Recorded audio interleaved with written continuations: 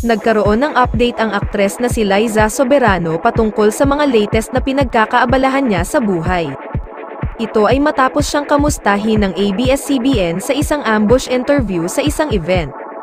Pagbubunyag ng aktres, kasalukuyan siyang pumapasok sa isang film school at ito naman daw ay kanyang na-e-enjoy.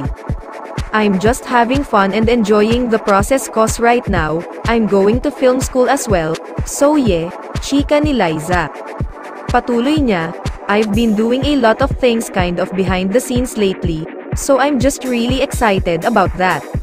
Nabanggit din niya na kaya raw niya ito ginagawa dahil pangarap niya ring maging isang direktor. "Honestly, lately I've been working on a lot of projects that I am self-producing and I also aspire to one day going to directing," say niya. Kwento pa niya, "And so I am meeting with Direk Antoinette J. Dewan and Direk Dan Villegas and they mentioned to me that Direk Dan Villegas will be hosting a class at Ateneo. So I went to one class already and I hope to continue classes for film," aniya pa.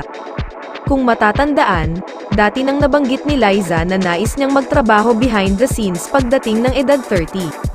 5 taon na lang din ay magte-30 na nga ang aktres kaya siguro unti-unti na niyang tinutupad ang kanyang goal.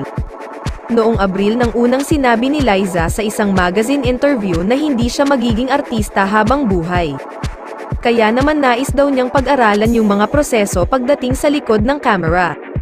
"I feel like there will come a time, especially when I hit my 30s, that I won't want to be in front of the camera anymore," say niya. Dagdag niya, "So, I want to be able to learn how things work behind the scenes because I really love creating films, and I love anything creative." Nabanggit pa niya noon na kahit sinusubukan niya ang kapalaran sa pagiging world-class artist, ay nais niya ring ikonsidera ang iba pang paraan para sa kanyang career growth.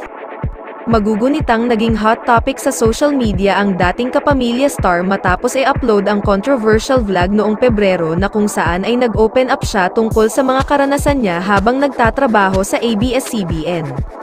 Makalipas ang isang buwan ay humingi ng tawad si Liza sa dating TV network, sa dating talent manager na si Ogie Diaz, pati na rin sa boyfriend na si Enrique Hill sa pamamagitan ng exclusive uncut interview with King of Talkboy Abunda. "You know ABS-CBN was always my second home, I have devoted so many years to them, and I'm also sorry again to them, if there were people that I've worked with closely that were offended by some of the things I've said in my vlog, it was not my intention," sambit ng dalaga. Ani pa niya, "They know this, I'm thankful to them for taking a risk on me when I was a nobody, for investing in me, developing me, and for creating Liza Soberano." Open naman umano ang aktres na bumalik kapag kailangan siya ng ABS-CBN, aniya. Maayos siyang nagpaalam sa ABS-CBN maging sa dating manager nito na si Ogie Diaz.